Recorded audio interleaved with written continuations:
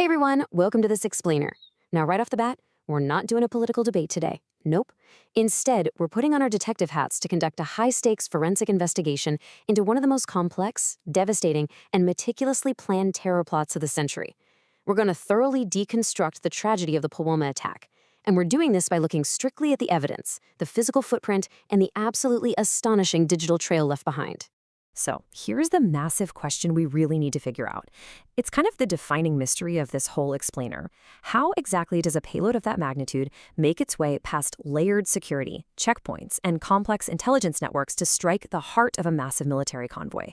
We're going to trace this entire thing from a whodunit to a very precise how they did it narrative, breaking down literally every piece of the puzzle. All right, part one, the day of the attack. Picture this. It's February 14th, 2019, and an unprecedented 2,547 Central Reserve police force are traveling down the highway. Why so many? Well, days of really heavy snowfall had completely blocked the routes, so a massive backlog of personnel had built up at the transit camps. When the weather finally cleared, Command authorized a huge convoy of 78 vehicles to move them all at once. Basically, this created an unusually large, highly vulnerable target winding its way through a pretty notorious stretch of road. And, what's really wild about that specific day is how much came down to pure, heartbreaking chance. It's like dramatic irony playing out in real time. You have Head Constable Jamal Singh, right? His daughter was getting married, and he didn't want the scheduled driver to risk missing his own upcoming wedding. So Singh generously swaps shifts to drive the fateful bus number 5.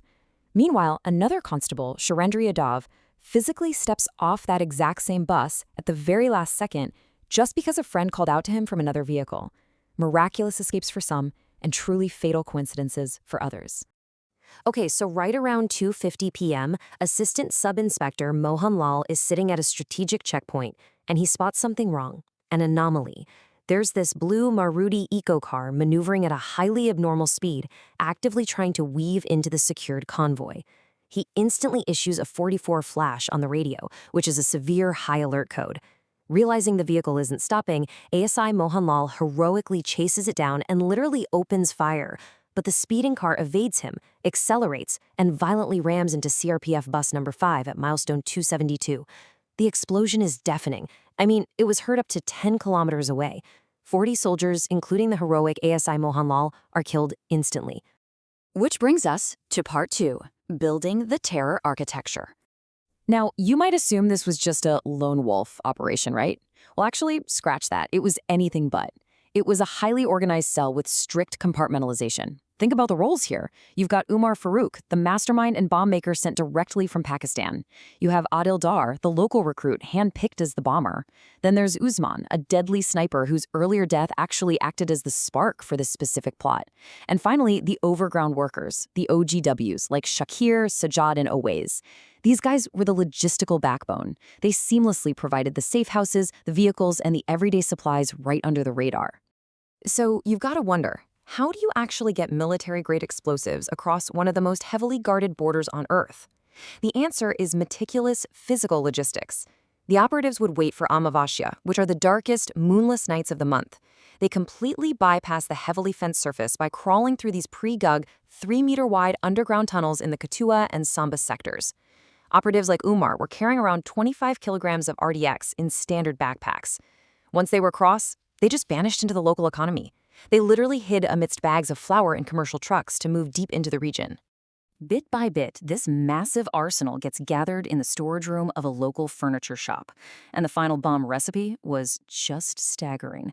We're talking 160 kilograms of ammonium nitrate mixed with commercial gelatin sticks, and then layered with 40 kilograms of that smuggled RDX and silver aluminum powder. All of this was packed into 2 large containers and surgically fitted into the middle seat of that blue eco-car. But honestly, the craziest part is how mundane some of the sourcing was. Key components, like weighing scales and ammonia, they were literally ordered off Amazon by a 19-year-old student recruited into the logistics network. It's a massive geopolitical terror plot, funded internationally, but facilitated by, everyday e-commerce. Let's move into part 3, the ignored warnings. Honestly, the timeline of events leading up to the attack is, it's pretty brutal to look at. Between early January and mid-February, Indian intelligence agencies intercepted and flagged a total of 11 specific warnings. 11! On January 3rd, an impending danger report explicitly warned of an attack. On February 5th, the terror group's leadership held a public rally hinting at a strike on the convoy route.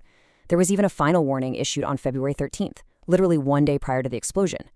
The data was absolutely there. The intercepts were logged, but the dots just simply weren't connected in time to stop the convoy. But why was this attack pushed forward with such aggressive urgency? It all boils down to a concept called qisas, which basically translates to retaliation in kind, or revenge. See, in October 2018, Indian forces neutralized the master sniper Usman, who happened to be the nephew of the terror group's leader Masood Azhar. Enraged by this loss, the leadership in Pakistan officially greenlit a massive vehicle-borne explosive strike as direct vengeance. They even officially codenamed the entire plot Operation Qisas. Okay, moving on to part 4. The forensic investigation begins. I want you to imagine walking into a blast zone where everything is just obliterated. Chief investigator Rakesh Balwal and the forensic team basically had to rely on microscopic grit. It's like a giant puzzle. Amidst the twisted metal, they found a single Maruti car crankshaft. Further down, 250 meters away, buried in deep snow, they discovered a set of car keys stamped with the number 10261. Nearby, they recovered tiny bone fragments. Through rapid DNA testing against the families of known missing youths, they matched the fragments to the father of Adil Dar. Boom. They now knew exactly who was in the driver's seat. But right away, investigators hit a wall of competing stories.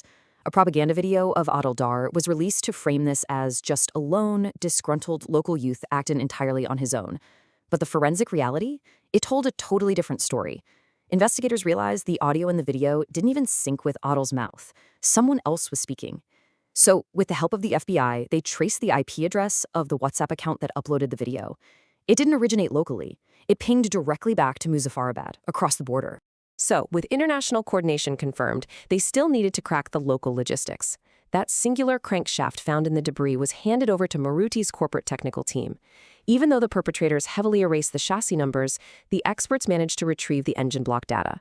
They painstakingly traced this specific blue eco car through an astonishing 7 different sequential buyers, and that trail finally led investigators straight to an operative named Sajjad. This was the very first major, undeniable crock in the logistics network. And that brings us to part 5, unlocking the digital trail. Now, consider this quote for a second. This right here, this is where the whole terror architecture starts to crumble, and it starts with sheer arrogance. Long before the attack, the mastermind, Umar Farouk, aggressively texted a local police officer from an unknown number. He sent a pistol emoji alongside the phrase, "Hi, Janu, I will come to your house and kill you." That arrogant little text totally sealed his fate. The threatened officer smartly saved the number as Hi Janu and put it on continuous cyber-cell tracking. Months later, in the chaotic aftermath of the attack, Umar desperately needed to make a call and turned that exact phone back on. The system instantly flagged it, pinging his precise location in Budgam. Security forces closed in, and Umar was killed in the ensuing shootout. But here is the incredible irony. Because he was using a fake alias, the authorities simply logged him as a low-level militant named Idris Bai. They had absolutely no idea they had just killed the architect of the Pulwama attack. So months went by. The investigation kind of just stalls. Frustrated by dead ends, investigator Rakesh Balwal starts reviewing closed files, looking for any anomaly at all.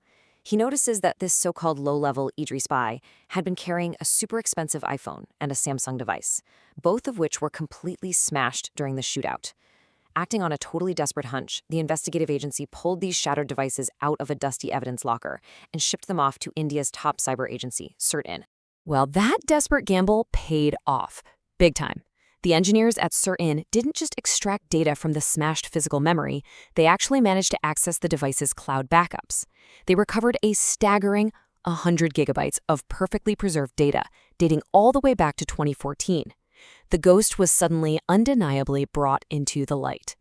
It is absolutely wild to see how systematically this digital treasure trove dismantled the entire network.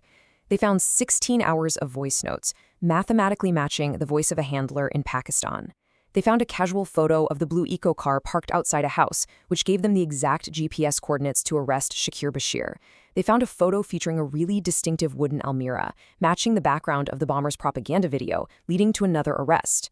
And perhaps most critically, they found intimate photos of Umar having an affair. Investigators slid these photos across the table to Shakir Bashir. Seeing that his revered commander was breaking their own strict codes completely shattered Shakir's psychological loyalty, and he confessed to the whole shebang. So, with the physical forensics and the digital footprint perfectly married up, the loop was finally closed. On August 25, 2020, the investigative agencies filed their final charge sheet, and it wasn't just a summary. It was a monumental 13,800-page document. It meticulously detailed every single bank transfer from overseas, every benign Amazon purchase, and every shadowed border crossing through the tunnels. The sheer weight of this undeniable evidence resulted in a massive systemic crackdown that effectively neutralized the entire network involved in the tragic events of that day.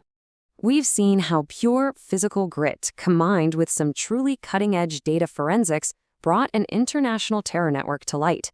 And that brilliantly illustrates the reality of modern investigations. It leaves us with a pretty compelling thought to consider.